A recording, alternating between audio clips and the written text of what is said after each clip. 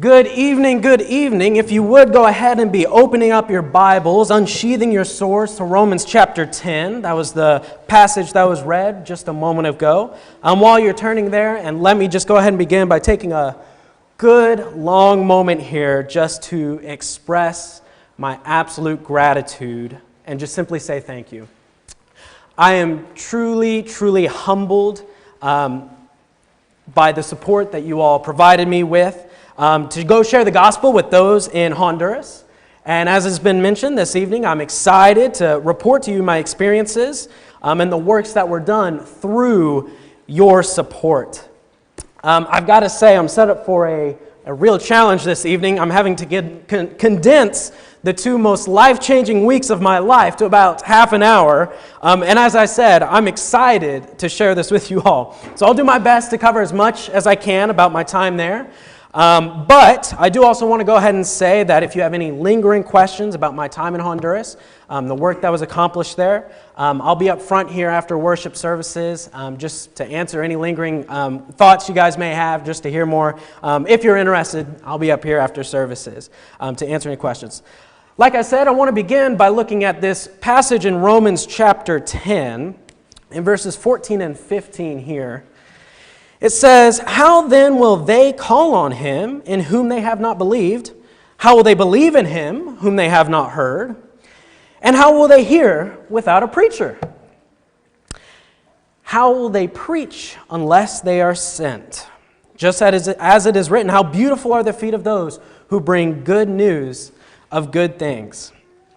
I chose to highlight this passage for two reasons. At the tail end of verse 15 there, Paul quotes Isaiah saying, "How beautiful are the feet of those who bring good news of good things." This passage was originally brought to my attention by a brother a couple years ago who was in Sierra Leone in Africa.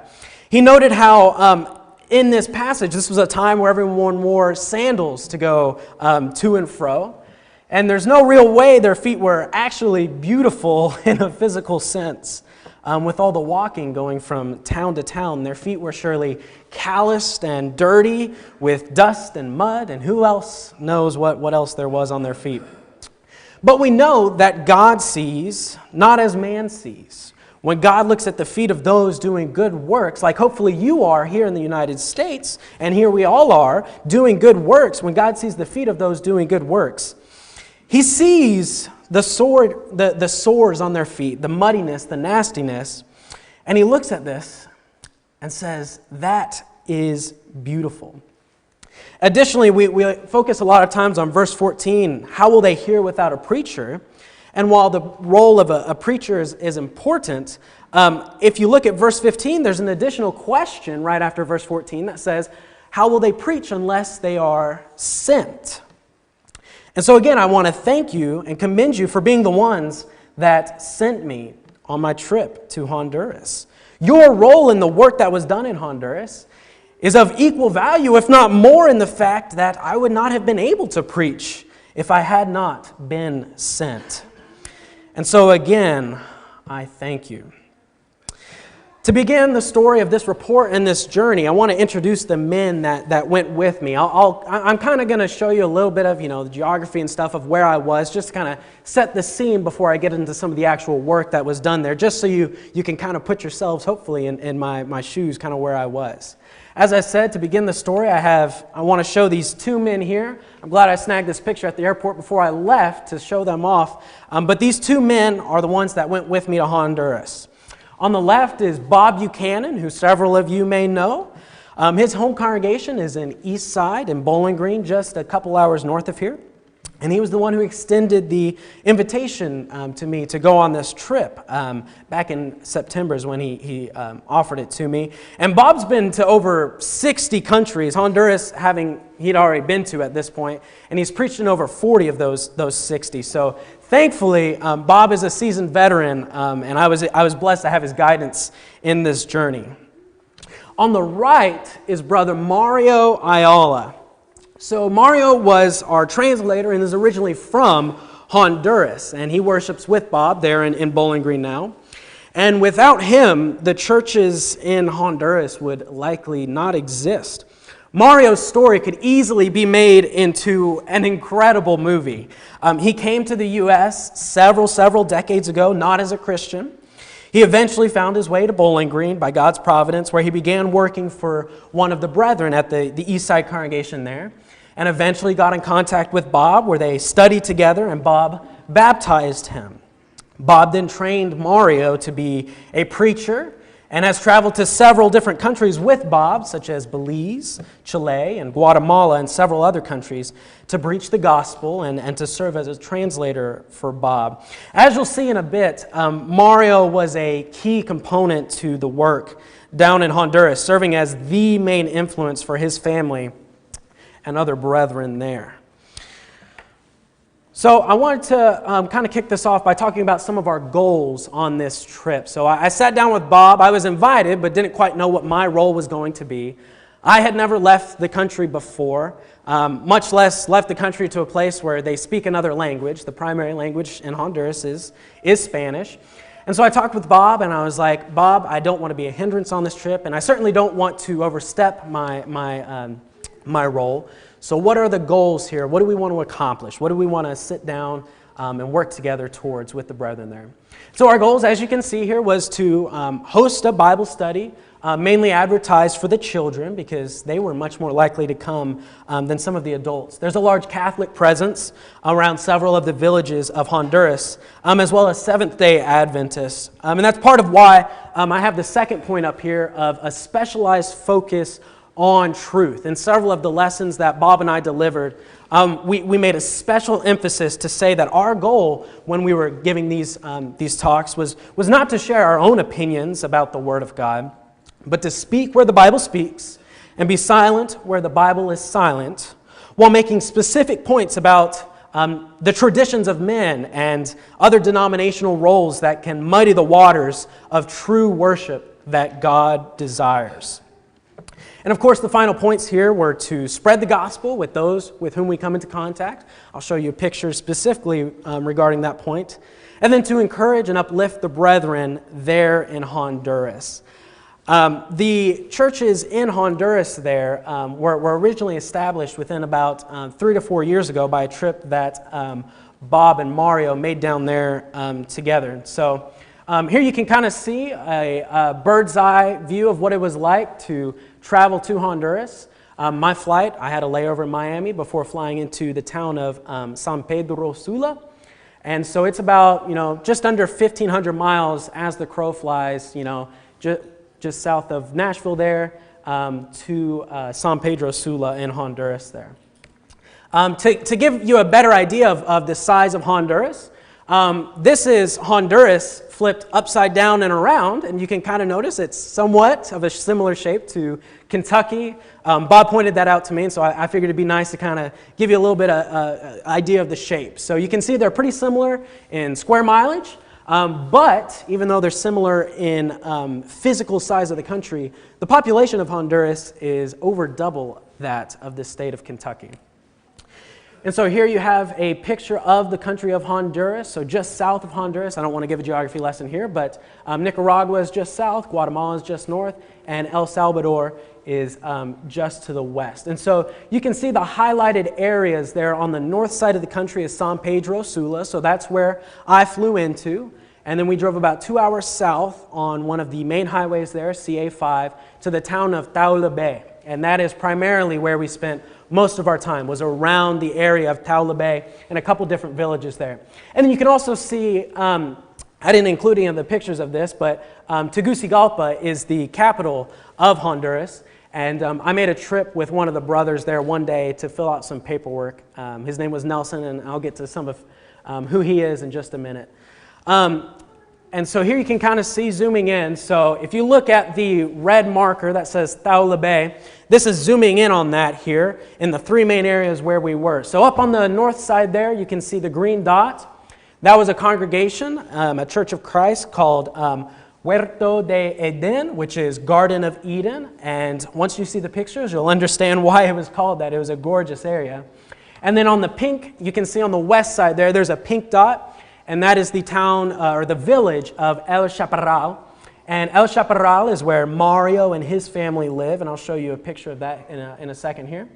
And then the blue there, you can kind of see down here, is that town of Taulabé. And the blue dot is a specific location of the Nelson guy that I mentioned. He has a restaurant. And so I want to go ahead and show off Brother Nelson here. So Brother Nelson is a brother of Mario. So Mario, like I said, is originally from Honduras, and much of his family lives there. And much of his family is what the congregation that El Chaparral is made up of. And so here you have Nelson on the left there. Was a neat experience. There was another brother originally from the States here, and his name was Caleb George. And it has become a tradition, unfortunately, to where they, on their way back from somewhere, they'll stop at a shack on the side of the highway. And it is a, I guess, rite of passage tradition for the white guy from the States to drink a turtle egg. And so that is one of the interesting things that I ate there, and you can see Nelson holding that in his cup. There's all kinds of juices in there and stuff. I did not enjoy it, but it was an experience nevertheless. And then on the right there, that was shortly after we actually, if I go back a slide here, we walked from his restaurant one day back to the house there on the Pink. So it's about 5 miles. But what's interesting is all of the employees at Nelson's restaurant that he owns are younger people, and Honduras is a third world country and is very poor, and many of them don't have their own vehicles and such. And so Nelson, for all of his employees, he picks them up every morning on his way to work and gives them a ride to the restaurant where they work during the day. And so we drove to the restaurant in the morning and picked up all of his employees and rode in the truck and then parked the truck at the restaurant and walked on back to the house there in El Chaparral. And so this is actually some pictures of Nelson's restaurant here. So we spent several meals at Nelson's restaurant. As you can expect, the food was incredible. I've got a few pictures specifically dedicated towards some of the food that we ate there. But Nelson is quite the entrepreneurial guy.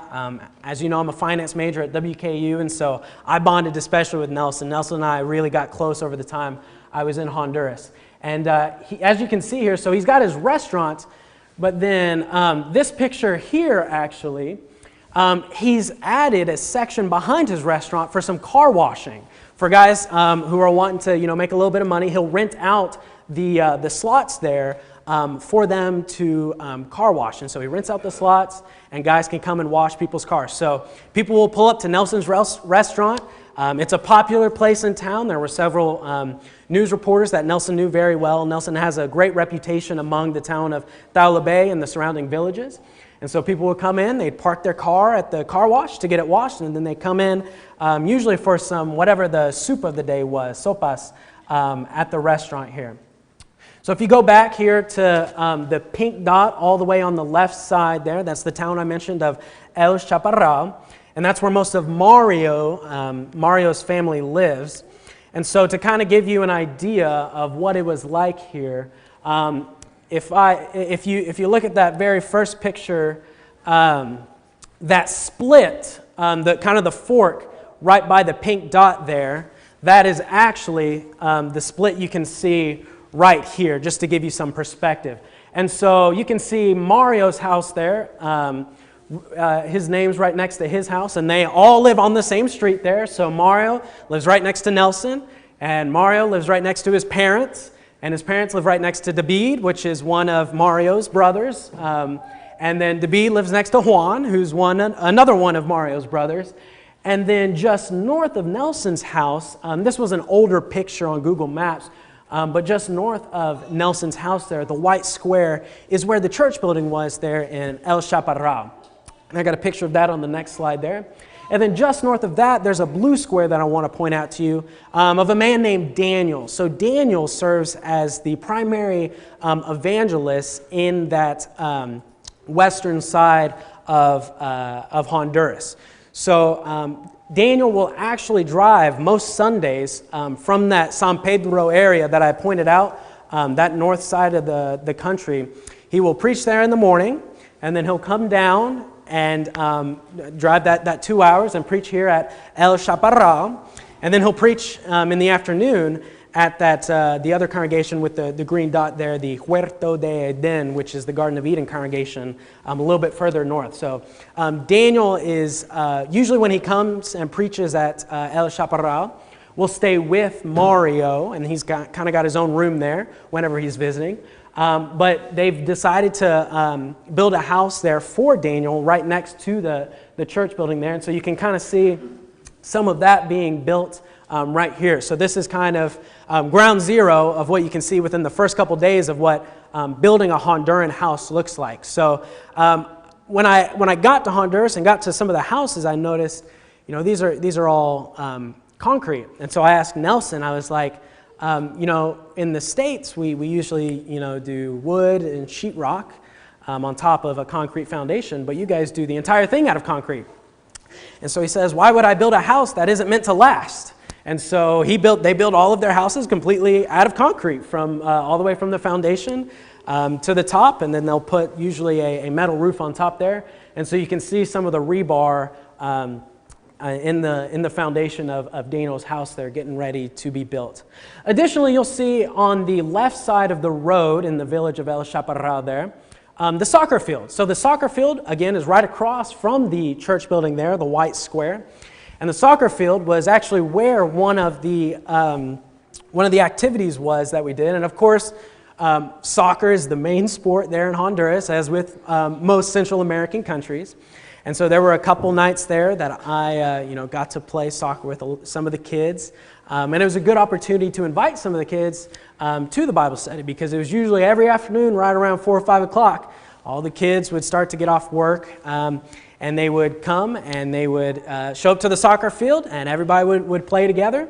And it was a lot of fun. They did have lights, so we would play until past it was dark, and it was a lot of fun. Thankfully, let me back up. I did not know nearly any Spanish going into this trip, so it was quite an interesting experience.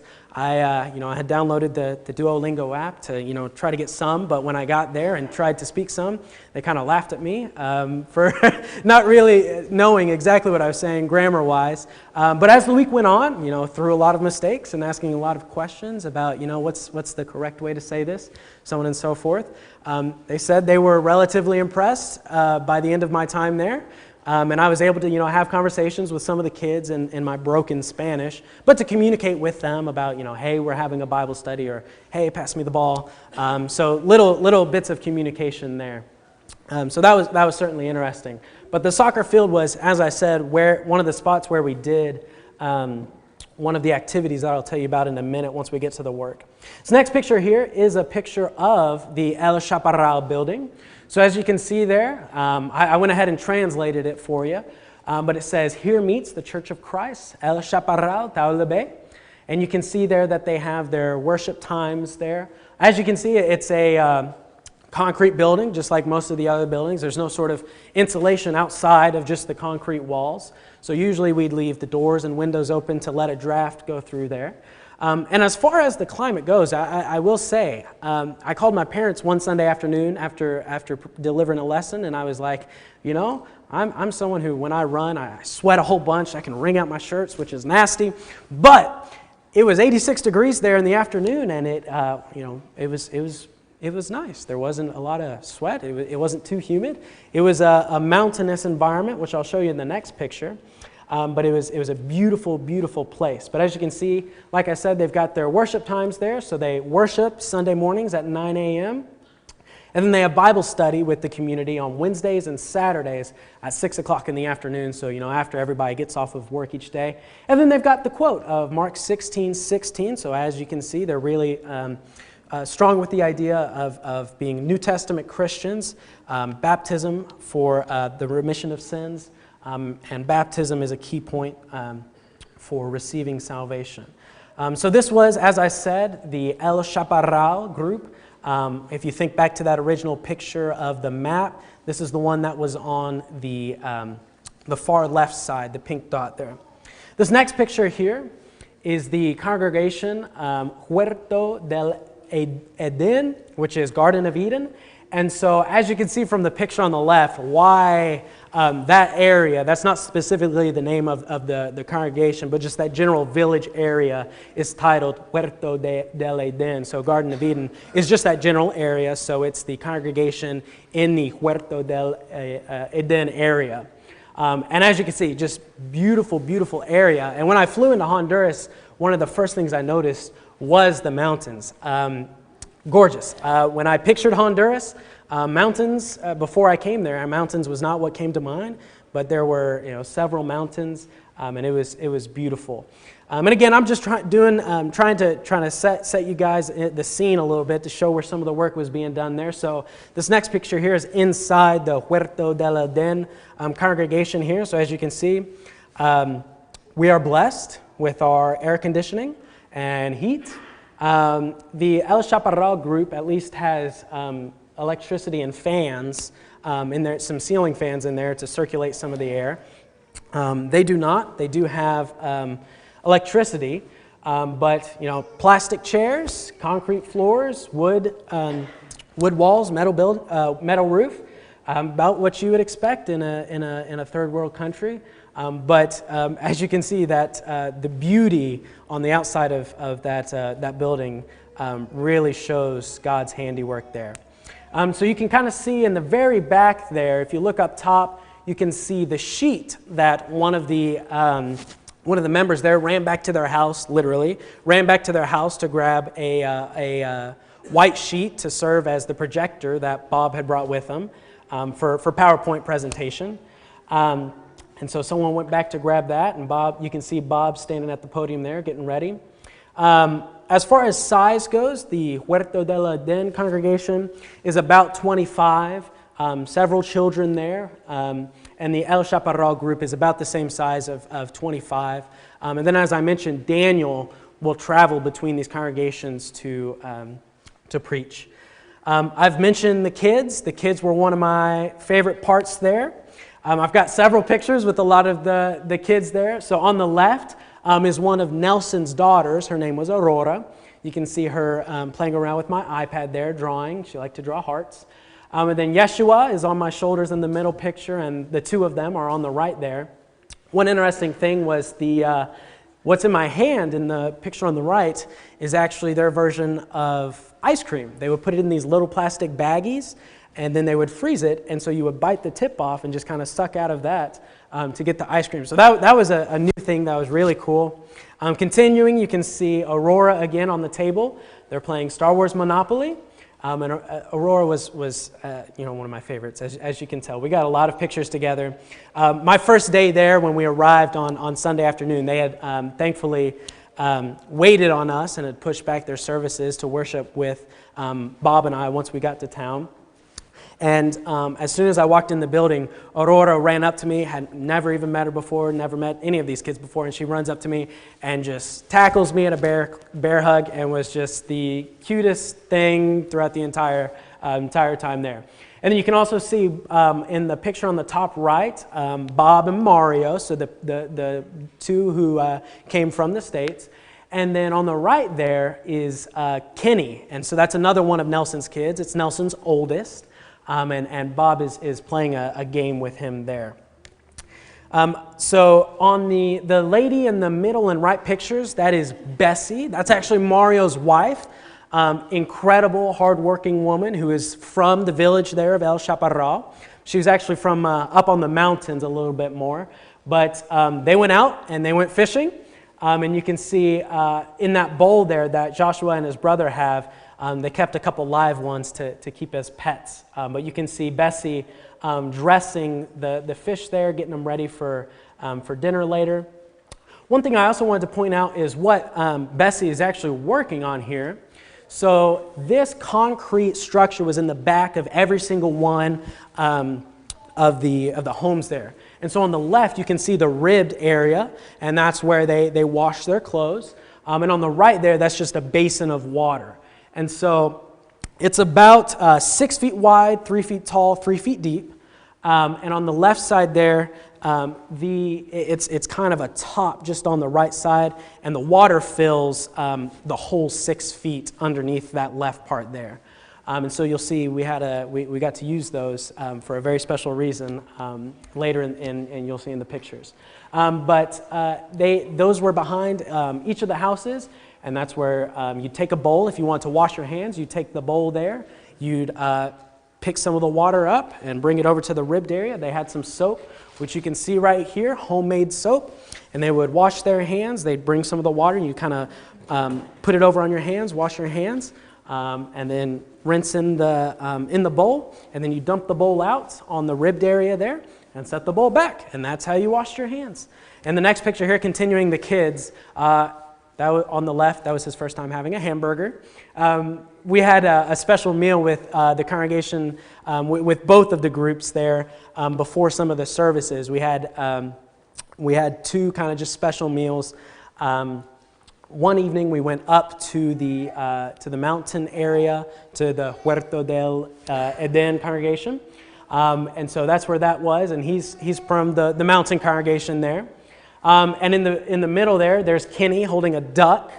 And then the two on the right, the girl was from down in the El Chaparral area, but she made the trip up with us because she wanted to come to another Bible study. So she made the trip up with us to the mountain area.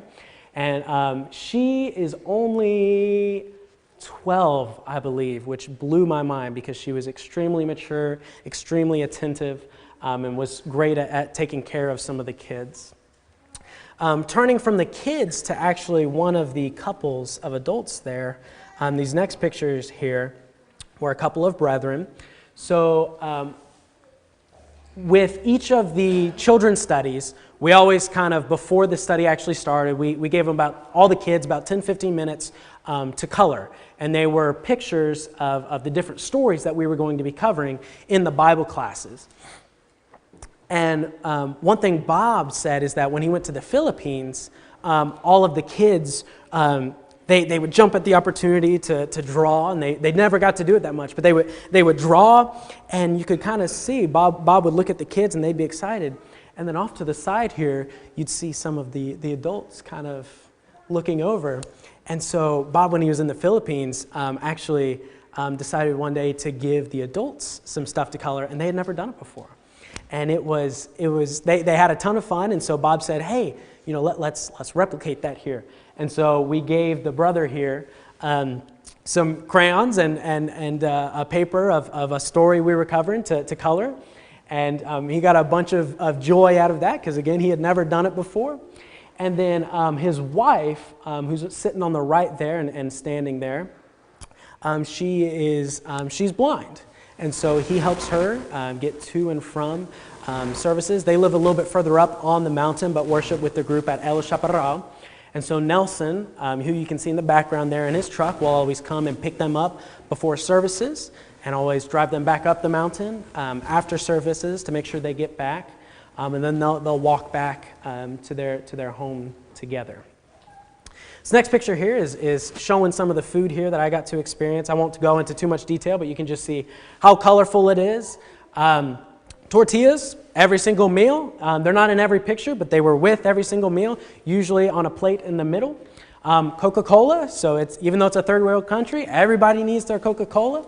And what's interesting about their Coca-Cola is they actually use sugar cane from Honduras for their Coca-Cola.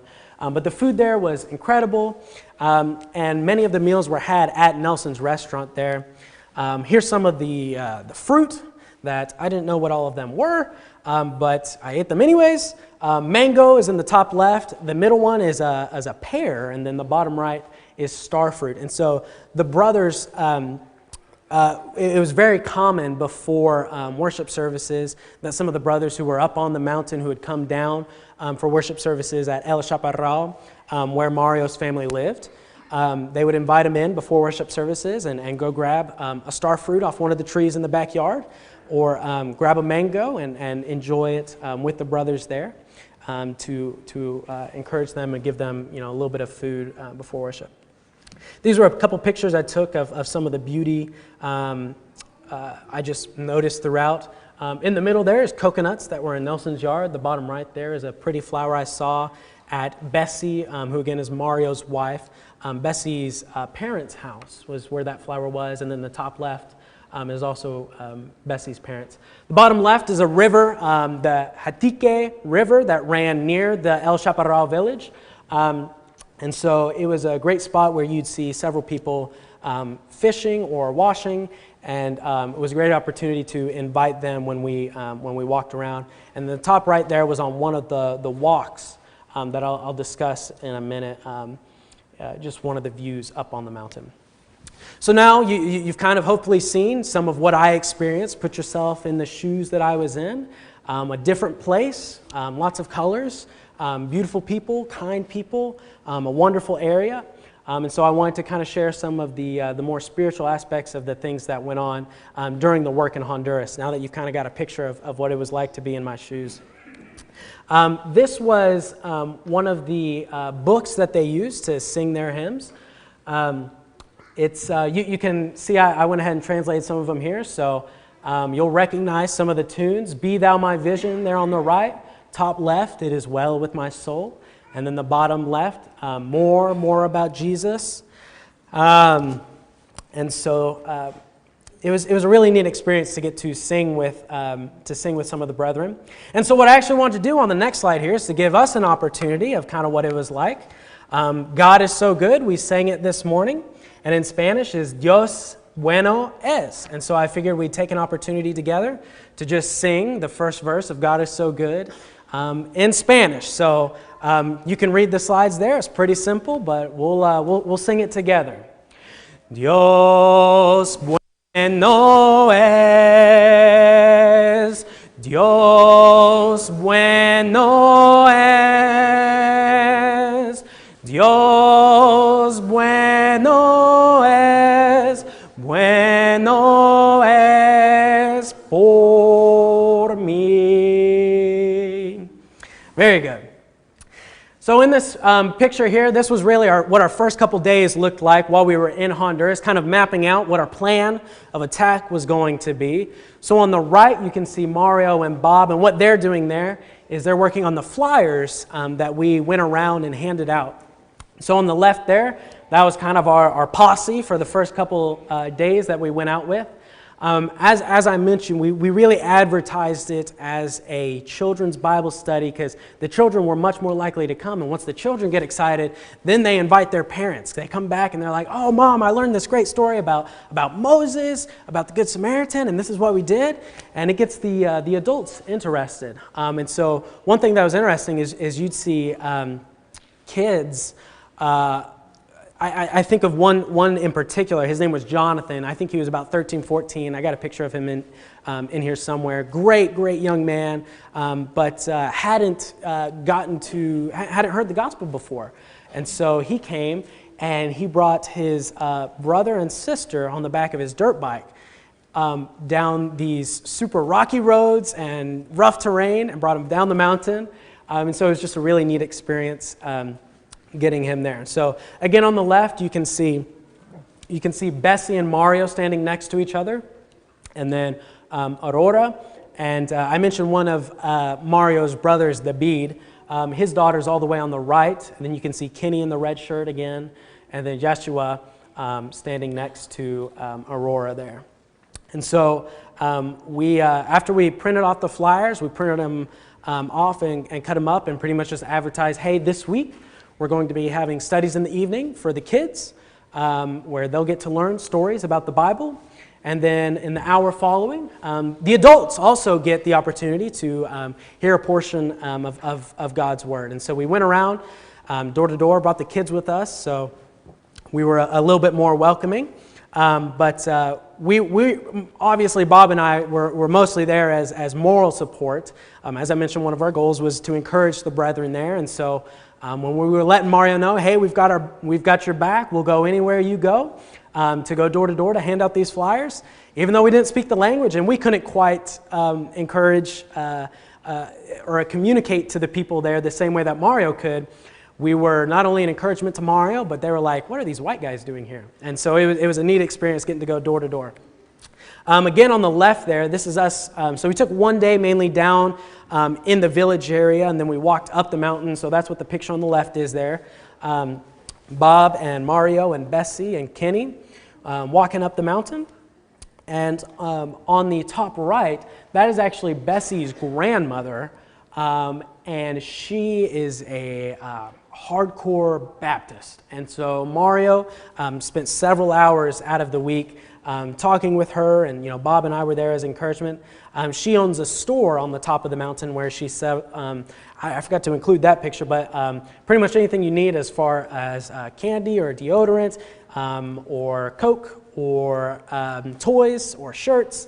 She had it in her little marketplace there at the top of the mountain. So you can see Mario talking to her there about the gospel. And the bottom right there, we took a day where we went to the lake. So you probably don't remember, but on that map where Taulabé was pointed out, there was a large lake just north of that. And that lake was Lake Yohas. And that lake was about 5 miles in diameter, so it was a pretty good-sized lake. But there were, we spent one day where we went to the lake to eat at a restaurant. And so this is that restaurant on the bottom right here. And so the gentleman in the mask came up to sell Bob something. And Bob said, let me do you one better and sell you the gift of eternal life and the bread of life, and let me tell you about Jesus. And so he did that there. And so Bob was talking and Mario was translating and shared the gospel with this gentleman. And we got his contact information, and Nelson and Mario, last I heard, are organizing and continuing to have a Bible study with that gentleman. And this was just one of the guys we happened to run into at this restaurant on the lake. And so there were several other instances like that where it's just kind of one-off, happened to meet someone and invite them to the study. Sometimes it was a little hard to convince them to drive all the way out into the countryside of the village of El Chaparral, but we at least got their contact information in order to be able to follow up and have other studies here. So this next picture here was a lot of fun. So this here, I led a couple of the children's Bible studies. And two of the stories I did were the spies spying out the land in Numbers 13, which we'll get to in a little bit. But this story here was the Good Samaritan. And so we told them the story, and then we're like, all right, in a little bit, we're going to act it out. And so this was a great way to get the kids involved and to kind of, really live the story and get them to, just kind of have a good time. That way they can go back and tell their parents, hey, we did this thing, the Good Samaritan, and I was this character, and so on and so forth. And so we split up, and so the girl in the blue shirt there, she was our Good Samaritan, and the gentleman on the ground was the man who had fallen to the wayside and gotten beat up. So the toilet paper there is the bandages that we used after he had some ketchup on him that represented the blood. So he was pretty well beat up there. And then also, if you read in the passage, the Good Samaritan, he actually used to transport the man to the inn. He put him on his own beast, and he walked alongside him. And so we had, Kenny was our volunteer, Nelson's son. We picked on Kenny a lot. Kenny was our beast. And so you can see the boy on the back of Kenny there on our beast, and the Good Samaritan, the girl in the blue shirt there, accompanying him. And then a lot of the little girls were on the inside of the building there as the caretakers for when the Good Samaritan got to the inn and said, take care of this man. Whatever it costs, if it's not enough, I'll come back and pay the rest. And so all the kids got a good kick at that. And it was a good time here. Next picture here is a couple more of the children's Bible study. So as you can see, they sat down there and got to color before each study. And so on the left there, like I said, they're coloring before the study. And then on the right, I mentioned Bessie's grandmother has that shop where you can get just about anything you need. Well, while we were there, Bob spent about 10 American dollars, which is about 240 lempiras, which is the currency there, to get about 300 pieces of candy for the kids. So it was incentives for if they got a question right to make sure they were staying engaged. And then also after the study, as they were walking out, Bob made sure they stood in a line and were good with manners and said, may I please have a piece? And they got their piece of candy and walked out and went along. And so that's what that picture on the bottom right there is them lining up afterwards. Again, on the left is one of the studies that Bob was doing, where all the kids were paying attention there, and Mario was translating for him. And one of the things I want to point out is on the wall, Bob had a great idea. On the wall, you can see all of their pictures hung up. And so they got to, once they completed their pictures, which they would go like super, super fast in order to complete the picture to be like, oh, I want to put mine on the wall. And so they put theirs on the wall, and then at the very end of this study, they got to take it down and take it home. But it was neat because what Bob told the kids to do is tell their parents to come and see the pictures that they drew. And it was just really neat because, you know, those walls were bare before we got there, and then we hung them up with all the work that the kids were doing about the stories that they were learning. And so it was really neat. On the bottom right here, I mentioned one of the stories I taught the children was spying out the land. And so when they spied out the land, you know, God told Moses to tell the spies to find out what was in the land. Was it good? Was it fat? Or was it lean? Were the people big or are they weak? Are the cities walled and fortified, or are they like camps and no walls? And so I sent them on a little bit of a scavenger hunt here. So you can see these were kind of pieces that you would tear off.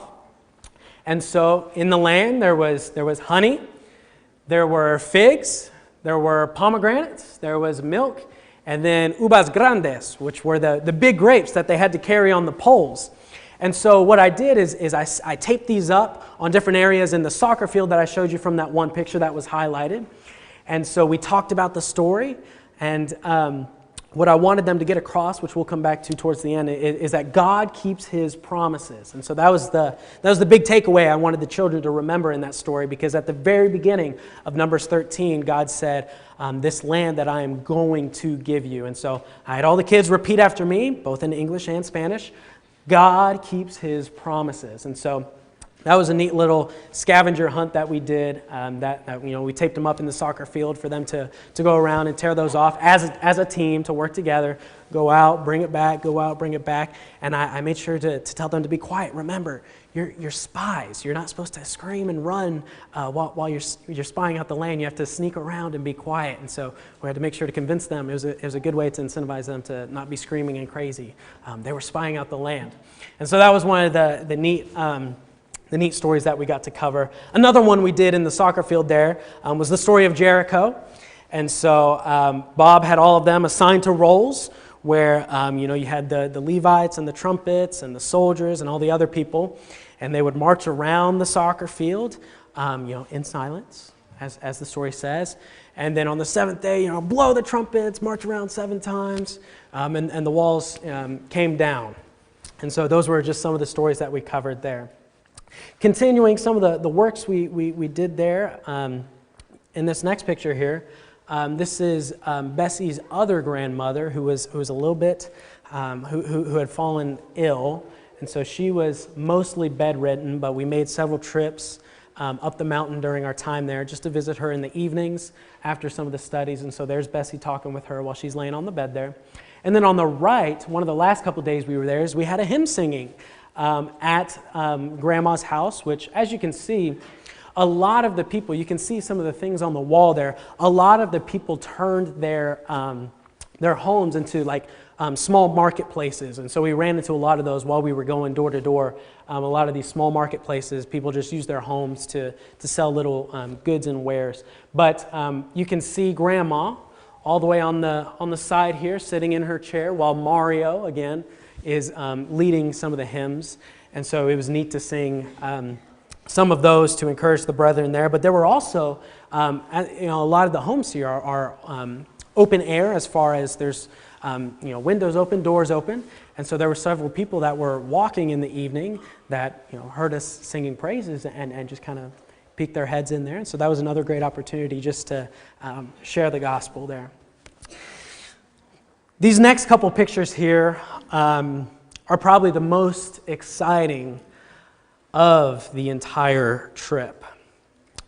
So here we're meeting with some of the brethren. This was that meal I mentioned before that we had with some of the brothers on the mountain before one of the studies in the evening. And so we're at one of the brothers' houses here. And the way it kind of was set up is there was a couple that had been visiting the Garden of Eden group there. They were not Christians, but they had been invited and been visiting fairly often. And so somebody had told Mario, and Mario told Bob, hey, they're interested in just studying a little bit. And there was another gentleman as well. But they communicated to Bob, hey, we're interested in just kind of hearing what you have to say. They'd been visiting for a while, like I said, and so Bob was there, as a little bit different, but originally the way it sounded is it was going to be Bob and this couple and the other guy and Mario, and they were kind of going to be off to the side, just delivering the gospel message. Well, that didn't happen. As the five of them kind of sat over to the side, as you can see, everybody else that was there pulled up a chair. The people here were so eager to listen. I mean, they truly dwelt, hungered, and thirsted on every single word that we communicated about the gospel. And it was a great opportunity. And so you can see Bob is kind of right in the middle of it there. His glasses you can barely see. But this is the couple here. And then the gentleman in the green shirt was the other one that was interested, that had been visiting. The gentleman in the green shirt, his wife was already a Christian, and so there was obviously some positive pressure there to encourage him to become a Christian. So Bob, they all sit down, and all the kids. This was really one of the first times I had heard everybody be quiet, because the kids like to play a lot. But everybody was quiet and listening to what Bob had to say, and so Bob would deliver the message. And so whenever Bob or I was delivering a message, Mario was translating. And so we had to make sure not to speak in big phrases. So it'd be just 5 to 10 words every single time. Wait a second, let Mario translate, and then we would continue. And so that's what Bob is doing here. Bob's delivering the gospel message about, Bob's kind of starting phrase that he likes to ask is what's the meaning of life? And where do you get your meaning of life? Okay, well, how do you know? Well, okay, well, what do you know? What do you mean you know right and wrong? Where does that come from? And really gets into morality and where that comes from. And I really appreciated learning from Bob and about how he delivers his message, because Bob's done a lot of work. And so, as I said, it was really a blessing to go with him to learn not only about how to navigate foreign countries, but just to hear the way he delivered the gospel message was really, really helpful. And so that's what we were doing here. And so Bob delivered the message, and Mario asked them, well, what do you think? And they said, we're ready to be baptized. So the next picture here, we sent out 2 or 3 men, and they ran up the mountain and they ran down the mountain to try to find some water. And so we finally found some here, and so we had to walk up the mountain a little bit further to get to this spot here. And so everybody that was there walked up the mountain to this little shack. This wasn't even a house. I really don't know what it was, but we all walked up here and gathered around. And you can see in the next picture here, if you remember that basin that Bessie, Mario's wife, was cleaning the fish in and that you washed your hands in. You can see in the next picture here, that's what we ended up using as our vessel of water. And so the gentleman there on the right was the one that was baptized there. And so there wasn't a lot of space, and you can see the water pouring over on the sides there. But he was baptized, and it was a beautiful thing. And his wife followed right after him, and she was baptized. And it was a great afternoon. And so here's a picture again of kind of the basins and what they were baptized in there. As you can see, that water itself was not certainly what was doing the cleansing. That is some dirty water. And so we were certainly thankful that it was there, though, so that way we were able to baptize them up on the mountain. So that's most of the work of what we did, going there, preaching the gospel, and encouraging the brethren there. Those goals that I mentioned at the very beginning, we certainly accomplished each of those. But now to close, I want to leave you with some lessons and applications from what I learned in my time in Honduras there. In Genesis and in Hebrews chapter 11, Abraham is described as an alien and a sojourner in a foreign land. If you haven't noticed, I'm white. In Honduras, I stuck out like a sore thumb. People turned their heads when I would walk by. In Honduras, they had a special word for us white Americans. It was gringo. And I looked different. I stuck out. I looked different. I spoke different. Obviously, I didn't speak Spanish. And what was really interesting is I was in this environment that I obviously looked different. I spoke different. Stuck out like a sore thumb. But when we went door to door and I was there arm in arm with Mario, somehow, I don't know what it was, but there was this boldness that it gives you of just fully accepting, hey, I look different here. People are going to turn their heads, are going to come up to me and ask why I'm here. And I think there's a great point to be made there in remembering that we are aliens. We are sojourners. This world is not our home. We are supposed to stick out. And we're supposed to speak the gospel with boldness. And so that's one of the points I want to leave you with today is that, yes, I went to Honduras, but I have a greater appreciation now recognizing that in Honduras, I didn't speak their language, and so I was having to jump through hoops there in order to spread the gospel message. Here, we all speak the common language of English, and there's none of these obstacles. But we have to remember that we are aliens, we are sojourners, and this should give us boldness to speak the gospel and tell others about the story of Jesus. It was Sewell Hall through a line of other people that I heard the phrase, preach at home before you preach in Rome. And there's a lot of truth to that. Thankfully, I had the opportunity within the last couple months to preach before going to Honduras. But coming back from Honduras has given me a greater appreciation for recognizing there's work to be done here. We don't need to fly across the Gulf of Mexico to preach the gospel. There's work to be done here in our villages, in our towns. And in that, we need to recognize that we look different. We speak differently, or at least we should. We should stick out, but in a positive way. And we should use that sticking out, that looking different from everyone else, that speaking different from everyone else, that should give us the boldness to proclaim the gospel. Since I've come back to America, I've tried to remember that, and I pray that you'll take that with you as well, to focus you on your walk and give you the boldness to preach the gospel. To extend the invitation, I want to go back to one of the lessons that I talked with the children about. I mentioned the story of the 12 spies in Numbers 13 spying out the land. And as I mentioned before, the key takeaway I wanted them to remember is that God keeps His promises. And the way I set that up was to go back to the very beginning, to look at the Garden of Eden, and that God promised Eve that through her seed, all nations of the earth will be blessed. And then you go forward to Abraham in Genesis chapter 12, and God makes the promises there that he will inherit a land, he will be blessed with a great nation, and in his seed, in his descendants, all nations will have the opportunity to be blessed.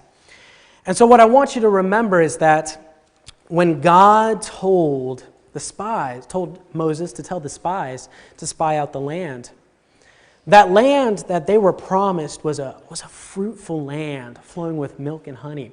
It was beautiful, and it can seem intimidating.